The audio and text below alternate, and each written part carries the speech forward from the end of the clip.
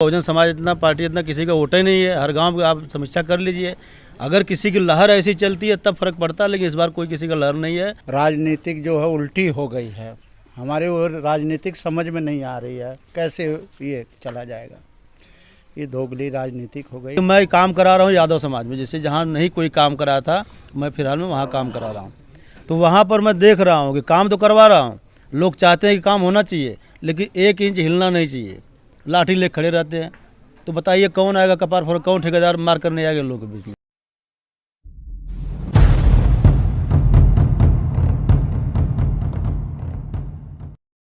नमस्कार, आप देख रहे हैं जनहित इंडिया।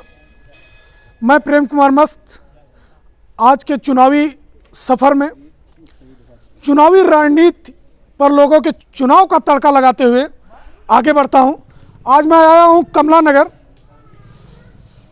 यहां पे बहुत से भैया बंधु बैठे हुए हैं। मैं इनसे राय लेता हूं कि इस बार चुनाव का मुद्दा क्या होगा, किस मुद्दे पर वोट पड़ेगा। तो आगे बढ़ते हैं। पहले तो भैया मैं आपको धन्यवाद देना चाहता हूं कि अभी तक जो भी मीडिया वाले हैं खाली शहर शहर में घूम करके प्रचार कर रहे थे, लेकिन आप लोग गांव में घूमने का काम किया, ये बहुत बढ़िया है। इससे आप लोग को माहौल को पता लगेगा। तो और आप क्या चाहते हैं? भैया सर्वप्रथम तो आप अपना शुभ नाम बताइए। मेरा नाम कमलेश यादव और लालगंज विधानसभा से यहाँ बहुजन समाज पार्टी के हम कार्यकर्ता भी हैं। अच्छा, बहुजन समाजवादी पार्टी। इस बार भैया आपकी पार्टी किस मुद्दे पर चुनाव लड़ रही है? देखिए, हमारी पार्टी को आप लोग देख रहे हैं, पहले ये जो इस समय चल रहा पोजीशन वही हाल 2007 में भी था। तो यही लोग कहते थे कि बहुजन समाज पार्टी को कोई मतलब नहीं है, कोई सीट नहीं निकाल पाएगी, लेकिन उसमें बहन जी ने 200 के पार करके उन्होंने अपना सीएम बनने का काम किया और वही पोजीशन आज के डेट में चल रहा है। इसमें कोई कहने की बात नहीं है। अभी लोग अपना अपना अब देखिए, पहली बात तो जनता देख लिया, सबको पूर्ण बहुमत सरकार तीनों लोग को बना के देख लिया है। लेकिन भैया लोग बता रहे हैं कि इस बार सुश्री बहन जी मायावती जी बहुत शांत दिखाई दे रही हैं। हाँ, ये गलत है, ये लोगों की सोच गलत है। बहुजन समाज इतना पार्टी इतना किसी का वोट ही नहीं है। हर गांव आप समीक्षा कर लीजिए, अगर किसी की लहर ऐसी चलती है तब फर्क पड़ता है, लेकिन इस बार कोई किसी का लहर नहीं है। और बेरोजगारी के लेकर के और जो भी आप तमाम झूठे वादों को लेकर के सब लोग त्रस्त हो चुके हैं। किसी घर पे खाना नहीं, कोई कैसे तबाह है। इसलिए शासन सत्ता का हाल देख रहे हैं, गुंडई जगह जगह गुंडई चल रही है। जहाँ भी देखिए बहन बेटियों का बलात्कार हो रहा है, उल्टा सीधा चल रहा है। शासन सत्ता सबसे बढ़िया हम लोग को लगा बहन जी का, वही यहाँ पर पूरे गांव में ये सब चर्चा होती है, क्योंकि तीनों लोगों को हम लोग देख लिया पूर्ण बहुमत सरकार बना के, लेकिन ऐसा शासन किसी ने नहीं चलाया था।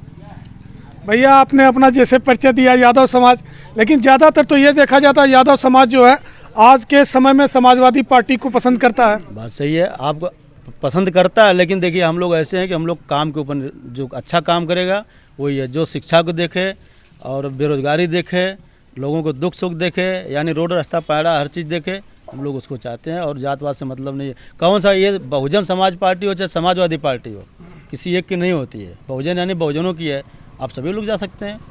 जैसे आप लोग उसमें रहेंगे, एक पहचान दिखाएंगे तभी तो कोई जानेगा। हमको क्यों नहीं, हमको सब लोग जानते हैं, सम्मान मिलता है। लेकिन हम सही के साथ रहते हैं, क्योंकि गरीबों की पार्टी है, इसलिए लोग दबाना चाहते हैं, तो दबने वाला नहीं है। वर्तमान में भैया बहुजन समाजवादी पार्टी का ही विधायक हैं पप्पू आज़ाद अरिमर्दन जी, और लोग कहते हैं कि वो कभी जनता के बीच नहीं जाते। नहीं, आप बता दीजिए यहाँ पे जितने लोग हैं, अगर नहीं आते वही बता दीजिए।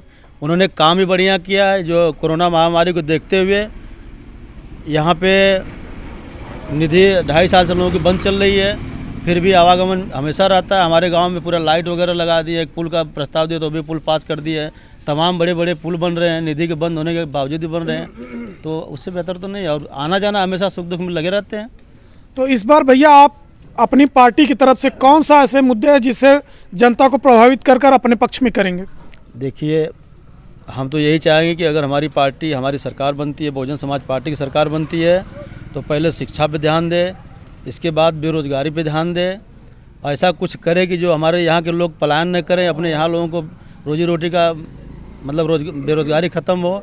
हम तो यही चाहेंगे जनता से। भैया आपकी पार्टी पर एक आरोप और भी लगता रहा है हमेशा कि आपकी बहुजन समाजवादी पार्टी जाति विशेष पर कार्य करती है। ये गलत है, ये तो लोग कहते हैं, लेकिन हम देखिए हम यादव हैं, आप समझ चुके हैं। जो अंबेडकर गांव घोषित होता है, किसी उसमें नहीं लिखा जाता कि ये चमारों का सिर्फ काम हो, पूरा गांव अंबेडकर गांव घोषित हुआ। और पूरे गांव में विकास हुआ। अगर जहां नहीं हुआ, कोई किसी तरीके से विवाद हुआ, अभी देखिए हम गांव के इसमें प्रधान भी हैं, आप, हाँ, आपके समक्ष में प्रधान भी हो, वर्तमान में प्रधान हूँ, लेकिन मैं काम करा रहा हूँ यादव समाज में। जैसे जहाँ नहीं कोई काम कराया था, मैं फिलहाल में वहाँ काम करा रहा हूँ। तो वहाँ पर मैं देख रहा हूँ कि काम तो करवा रहा हूँ, लोग चाहते हैं कि काम होना चाहिए, लेकिन 1 इंच हिलना नहीं चाहिए, लाठी ले खड़े रहते हैं। तो बताइए कौन आएगा कपार फोड़, कौन ठेकेदार मार करने आएगा लोगों के बीच में। भैया का आरोप यह है कि विकास वहां नहीं हुआ बहुजन समाजवादी पार्टी के समय में जहां पर लोगों ने विकास नहीं होने दिया। हाँ, नहीं होने दिया, वही आज भी चल रहा है। हम देख रहे हैं, हम चाहते हैं कि अपने गांव को हम बदल दें, लेकिन कुछ लोगों को ऐसी मानसिकता है कि अच्छे काम को भी लोग जगह जगह रोक रहे हैं, तो कहाँ से काम कराएगा कोई। और इन लोगों के अपने अपने घर तक गली गली में लोग खुद ले जा करके बनवाए हैं। अब जाके देखिए, ऐसे ऐसे कोई यादव समाज में जाइए, लाठी ले खड़े रहेंगे लोग। मैं खुद यादव, मैं देख रहा हूँ भाई, मैं काम कर रहा हूँ इसके बीच में। यहाँ पर देखिए, यहाँ पर ये हमारा लालगंज विधानसभा जो है, जी भैया जी, 80 बाहुल क्षेत्र है। और जब मोदी जी की हवा चल रही थी उस बार, तो नहीं कोई रोक पाया पप्पू आजाद को। अब इस बार कोई रोक ही नहीं सकता उनको किसी हाल में। भैया लोग कह रहे हैं कि इस बार जो है जनता के बीच 2 बार जो है फ्री का राशन बंट रहा है, ये सब अनेक मुद्दे होंगे। जैसे राशन बटेगा तो कोई अपने घर से, मोदी तो आप जानते हैं, मोदी कहते हैं कि भैया मेरे पास तो कुछ चाहिए, मैं फकीर चल दूंगा। तो वो राशन किसका बांट रहे हैं? हमारे आपका खून पसीना बांट रहे हैं। कोरोना महाकाल में अगर वो बांट रहे हैं तो अपने घर देने। जब तक ये चुनाव है, 2-4 महीना जो भी बढ़ा देने के बाद फिर देखिए बांटे तो बताए। योगी सरकार कहती है कि सुरक्षा के मुद्दे पर हमारी सरकार सबसे सख्त है। विफल है, ये सब झूठ है, झूठा एकदम। ये जितने वादे किए थे सब झूठे हैं। अभी कहाँ पे आप देख रहे हैं, हाथ रस जगह जगह। अभी जिला पंचायती है, प्रमुखों का चुनाव हो रहा था, तो लोग हाथ में से पर्चा ले लेके भाग रहे थे, जबरदस्ती गुंडे कर रहे थे। कहाँ पे सफल है? योगी सरकार कहती है कि जब से मेरी सरकार बनी है एक भी दंगा नहीं हुआ। अरे मालिक, दंगा पुलवामा कहाँ चला गया? आप देख रहे हैं, पुलवामा दंगा हुआ कहाँ? पुलवामा यूपी में नहीं है, पुलवामा यूपी में है। तो हम कहते योगी सरकार नहीं की, लेकिन और जगह तो हुआ, हाथरस में हुआ, और जगह बहुत दंगे हुए। हम लोग देख रहे हैं डेली, गुंडे ही चल रहे चरम। जितने थाने जवाब चले जाए, उल्टा लोग जो नौजवान है उनको ठोक दिया जा रहा है, बेमतलब केस दर्ज किया जा रहा है। तो ये कोई मतलब नहीं, गलत, हम लोग हिसाब से नहीं सही है। आपके हिसाब से इस बार जो है सत्ता परिवर्तन जरूरी है? परिवर्तन जरूरी है, परिवर्तन होगा तभी देश का विकास होगा, नहीं तो फिर कोई मतलब नहीं है। तो आपको क्या लगता है कि इस बार विधायक जी सीट अपनी फिर से बरकरार रख पाएंगे? कोई रोक नहीं पाएगा इनको। अच्छे वोटों से जीते, कम से कम 30,000 से वोटों से जीतेंगे यहाँ से वो। चलिए, बहुत बहुत धन्यवाद भैया। इस बार चुनाव किस मुद्दे पर होगा? आप लोग किस पार्टी को जिता रहे हैं? वही किस मुद्दे पर होगा? महंगाई के ऊपर होगा, और राजनीतिक जो है उल्टी हो गई है। हमारे वो राजनीतिक समझ में नहीं आ रही है, कैसे ये चला जाएगा। ये दोगली राजनीतिक हो गई है, हमारे ये समझ में नहीं आ रहा। बस मैं तो नहीं कहूँगा। चलिए, भैया बता रहे हैं कि राजनीति ही घटिया हो चुकी है इस समय। भैया सर्वप्रथम आप अपना नाम बताइए। डॉक्टर अमरजीत यादव। भैया इस बार चुनाव का मुद्दा क्या होगा? चुनाव का मुद्दा है बेरोजगारी, ठीक, नौजवानों को नौकरी चाहिए और बढ़िया सुरक्षा चाहिए सबको। तो इस बार आपको क्या लगता है, इस बार कौन सी पार्टी सत्ता हासिल कर पाएगी?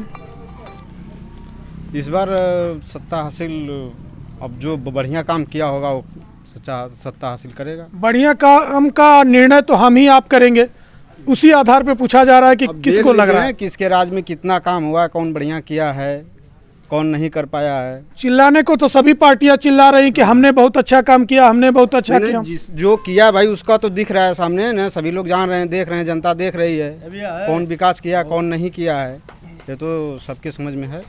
क्योंकि जैसा हमें जानकारी है, यहाँ पे बसपा भी पूर्ण बहुमत की सरकार बना चुकी है, सपा भी पूर्ण बहुमत की सरकार बना चुकी है, और आज भाजपा भी पूर्ण बहुमत की सरकार बना ली। तो भैया आप युवा हैं, आपको क्या लगता है कि सबसे अच्छी सरकार किसकी रही है? सबसे अच्छी सरकार तो देखा जाए अखिलेश की थी। अभी एक भैया जी आपके समक्ष ही खड़े हैं, भैया जी बता रहे थे कि बसपा की सरकार बहुत अच्छी रही है। नहीं, बताने से नहीं, आप देख लीजिए ना, हमारे लालगंज में जो है 40 करोड़ का अस्पताल है, आज वो चालू नहीं हो पाया, क्यों नहीं हुआ? इसका जवाब तो भैया देंगे। भैया जी, युवा भैया हमारे बता रहे हैं कि 40 करोड़ का अस्पताल है, वो अभी तक चालू नहीं हो पाया। अब देखिए, अभी तो इन सरकार को देखना चाहिए ना, जो फिलहाल में सरकार चल रही है इनको देखना चाहिए। रह गया हमारे बहुजन समाज पार्टी के शासन में, जितना बढ़िया शासन उनका था।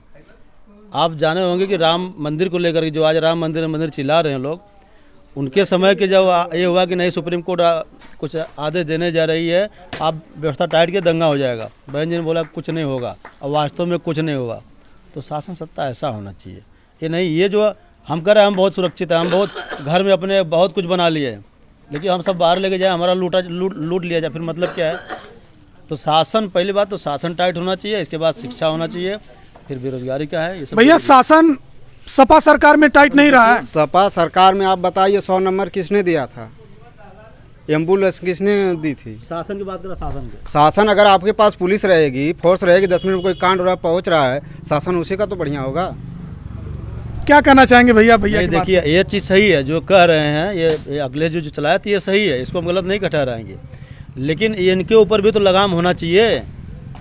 अगर हमारा शासन सत्ता टाइट रहेगा तो ये पुलिस सब टाइम से पहुंचेंगे, और अगर वो ढीले हैं तो ये लोग भी आराम से सो जाएंगे गाड़ी में, कोई सुनवाई नहीं। भैया का आरोप है कि सपा सरकार में सत्ता शासन टाइट नहीं रखती, हाँ नहीं रखती, संख्या एम्बुलेंस की बना ले या पुलिस 100 की आ जाए लेकिन उससे कोई फर्क नहीं पड़ा। सही बात है। अब आप बताइए क्राइम किसके राज में ज़्यादा हुआ था, अखिलेश में या बीजेपी में? भाई सपा का मैं नहीं कहूँगा, उनका ठीक है, उनका सत्ता शासन सही था, बुरा नहीं थी, अच्छा चलाई उन्होंने, लेकिन यहाँ पे भाजपा और सपा की बात हो रही है। ठीक है, अखिलेश जी ऐसी कौन सी गलती कर दी है कि जनता ने उनको मुख्यमंत्री बनाने से दोबारा इनकार कर दिया? इनकार यही हुआ ना, हिंदू मुस्लिम का आवाज चल गया, उसमें हट गया सत्ता से, बस तो यही मुद्दा था। वो शब्द तो आज भी गूंजेगा लोगों के कानों में। नहीं ना, समझ गए ना सभी लोग, अब क्यों गूंजेगा? जानकारी, जनता जागरूक हो गई है ना, अब नहीं गूंजेगा। उस समय हिंदू मुस्लिम, अरे जनता 2014 में नहीं समझ पाई, वही गलती दोहरा के 2017 में कर गई, वही गलती दोहरा के 2019 में कर गई है, और इतने बाद जाके जनता जागी है। हाँ भाई, जागरूक करना पड़ता है ना, देरी लगेगी किसी को पढ़ाने में। कहीं ऐसा तो नहीं है कि इस बार भी जागरूक करते करते 2024 का चुनाव आ जाए? इस बार आप लोग घूम रहे हैं, देख लीजिए ना, सबसे बढ़िया जो है अखिलेश सरकार थी और आएगी भी। और आजमगढ़ में 10 सीट है, 10 में से तो मान के चलिए 10 में 10 हो। लालगंज विधानसभा इस बार किसको जिता रहा है? अब लालगंज विधानसभा जो है समाजवादी के साथ है।